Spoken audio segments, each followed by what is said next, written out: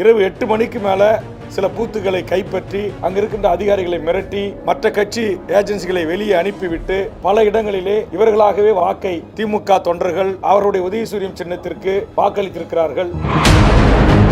இது எல்லாம் என்னிடத்தில் ஆவணமாக இருக்கிறது. இதை அத்தனையும் அவ்வப்போது தலைமை தேர்தல் அதிகாரிக்கு நான் அனுப்பி வைத்துக் கொண்டே இருக்கிறேன்.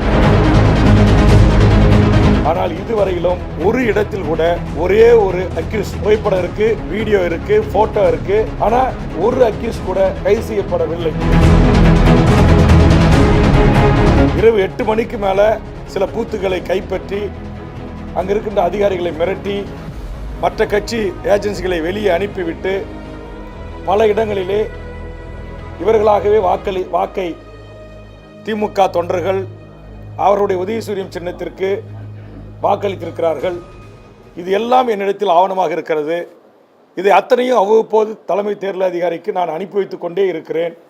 ஆனால் இதுவரையிலும் ஒரு இடத்தில் கூட ஒரே ஒரு அக்யூஸ் புகைப்படம் இருக்கு, வீடியோ இருக்கு, போட்டோ இருக்கு, ஆனால் ஒரு அக்யூஸ் கூட கைது செய்யப்படவில்லை.